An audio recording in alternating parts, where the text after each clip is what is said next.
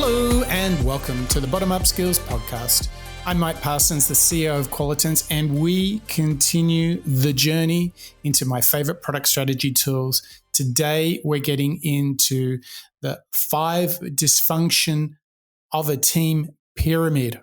Bit of a mouthful, but this tool, I cannot tell you, I come back to this day after day, no matter whether I'm working with a big enterprise or a startup. The 5 dysfunctions of a team is some groundbreaking work from Patrick Lencioni, and it is the perfect guide on how your team should behave when they're going about creating an idea or whether they're building a product or anywhere in between.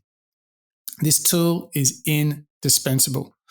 Now, you might be thinking to yourself, like, Mike, we've talked about growth marketing, funnel, great product tool, been talking about the lean hypothesis, the value proposition, canvas.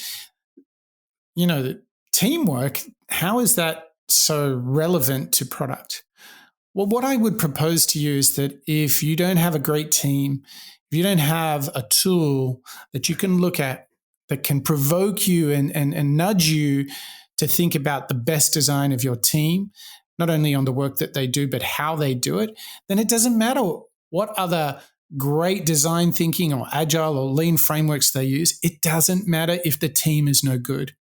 So this has been the huge breakthrough in the work that I've done over the last year or so, is that you cannot really entertain product development, product discovery without looking at team design simultaneously. The way in which we collaborate is a huge dependency of any good thinking. You must have the right alignment, connection, trust. You must be cohesive. You have to be like a dream team if you want to tackle big problems in the world and create solutions to it. So this is why we're going to look at the pyramid of the 5 dysfunctions of a team. Now, this is groundbreaking work that you can jump over to bottomup.io and get a free copy of this. Have a look at our Agility in the Digital Age course. It's totally free. You can get a complete breakdown of the 5 dysfunctions of a team pyramid there. I'm so delighted to share with you right now on the podcast this tool because I think it's informed not only how I build teams, but how I lead a company of over 250 people. These themes come back time and time again. This is the key go-to tool that I use when I want to crack how to improve a team, when I want to support them to be the best versions of themselves and to do some great work. All right, so let's do 2 things together today. We're going to talk about what the problems are. And the good news is I've got solutions too. So I'll give you the antidote as well. But we have to get a little dark here. We have to go into the valley of darkness. We have to look at some of the things that we've all seen throughout our career that happen on teams. All right. So teams that aren't doing well, teams that are not producing the results, they will have 5 common factors. Now, this is built around the enterprise, this work, but frankly, you could easily apply this to sports teams and far beyond. But let's kind of cast our minds to our experience in the office at work. What would be the 5 things we could commonly use as a checklist as the likely culprits of an underperforming team? Well, the first and foremost thing I would say to you is you've probably got an absence of trust. This is when, the politics are ruling the business. When it becomes a little dog eat dog, when people feel that there are members of their team that are being selfish, that are looking for personal advancement and putting themselves before the team. That's what happens when you have an absence of trust. Because to use a sporting metaphor, you've got to believe that your teammate's going to be there when you're going to make the pass, when you're going to make the tackle. You've got to really just instinctively know. Think about Michael Jordan and the Bulls when they're at their peak. They were so good that Jordan could just pass it off to his teammate and his teammate would make the shot because he trusted in them. That was the difference. Well, it's just the same at work. And if there's an absence of trust, if your direct manager doesn't have your back, if your peers are not wholly and heartedly supporting you, if you cannot be open, if you cannot have all of the kind of right conversations, it's often the central problem to teams. The one that occurs the most is this absence of trust. People not being direct, people not being honest, people not sharing what's really on their mind. And as a result, they get a little defensive. The ego kicks in, and so it's fight or flight. You see this classically in the tension between departments in companies, particularly large companies. So absence of trust, number one on this pyramid, the 5 dysfunctions of a team. So what happens if we've got this checklist? Teams underperforming, there's probably an absence of trust. What else could there be? Well, for sure, fear of conflict. That's right. People not saying, people not being able to give constructive feedback. People are not talking about the tough issues. So what happens is when they're not tough but respectful conversations, when those conversations are not happening, it's what we call a fear of conflict. And the great problem with that is if you're not able to talk about the biggest problems of the company, the biggest problems of your product or your team, then how on earth do you expect them to get solved? I mean, magic doesn't exist. So it's pretty wishful thinking. If you're not going to have the conversation about the big problem, there's just no way it's getting solved. So that's the checklist. Number 1, absence of trust.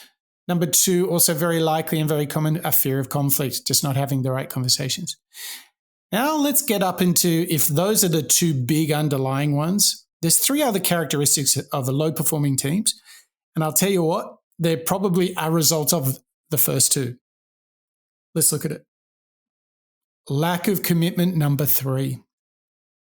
So let's say you've got a trusting team that's having tough conversations, but they're not really aligned around a common goal, initiative, desire, outcome, result. Whatever it is, it's a lack of commitment. And if we don't know what's expected of us, if we don't know what we're trying to get done, well, how on earth? I mean, it would be a lottery to think that we're going to hit target if we're not even really committed to it. Number 4, avoidance of accountability. This one really comes if you're not committed to a target, if you're not having the really tough discussions, fear of conflict, if you're not trusting each other, I don't know how anyone can be accountable with any of those underlying. So avoidance of accountability. If people are not prepared to say, I dropped the ball, I missed that one, that's on me. Here's what I'm doing to fix it. Here's what I need your help to fix it. That would be great accountability. But often we see the 4th part of this pyramid is underperforming teams have an avoidance of accountability. What happens in the sporting field? Classic. Blame the referee for a bad call.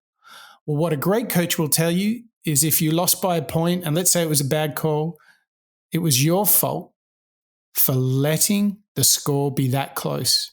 Or if to use, that's a common mantra from Bill Belichick, the coach of the New England Patriots. Another great guy, Charlie Munger, talks about accountability, saying, don't be a victim. Take responsibility for everything. It's on you. Because being a victim and saying, oh, it was somebody else, or judging somebody else, nothing good comes of that. And lastly, number 5, in these reasons teams underperform and dysfunction is the inattention to results. And this is a big one because, as you can see, it's at the highest form. If you've set a big annual target or a big launch target, whatever it might be, if you're not obsessed about achieving those results, chances are you're not going to be totally going in a right direction. It's a bit hit or miss. So there you have it. 5 big dysfunctions of a team. Let me give you just briefly what those answers are. How do you solve the absence of trust? You as a leader need to be vulnerable. You need to show that it is safe to be open and to be vulnerable, to say things like, I screwed up, I messed up, I don't know the answer. That's vulnerability. That's how you build trust. Because if you do it, then your other teammates will follow with you. Fear of conflict. Actively go and consider every single idea from everyone. Do not shy away from inviting everyone to participate in the discussion of problems and solutions. Next one, lack of commitment. Be clear. Set the expectations. How are you going to reach the results? Be very clear. Get people on board. Number 4, avoidance of accountability. Have the tough conversations. Lastly, inattention to results. It's all about talking about communicating the team goals. And particularly in these last 3, tough conversations, setting expectations and goals, everybody needs to get on board and agree to challenge, to discuss, and to finally own those results. Don't just tell people the goals. Don't tell people the expectations. Invite them to be part of it too. So there you have it. Patrick Lencioni's 5 Dysfunctions of a Team. It's a beautiful pyramid. You can get a copy of that at bottomup.io. Just take the Agility in the Digital Age masterclass and you'll be able to enjoy that. And hopefully, like me, you will be able to refer to it all the time. And you need to be looking at this from day one. From when you have that original idea, you need to grab it, hold it, check it, go back to this time and time again, and you'll be on your way to making a great product. The other thing you can do, if you want to make great products, head over to bottomup.io. You can check out all our free courses, design thinking, agile, lean, you name it. It's all there so you can make the very best products possible.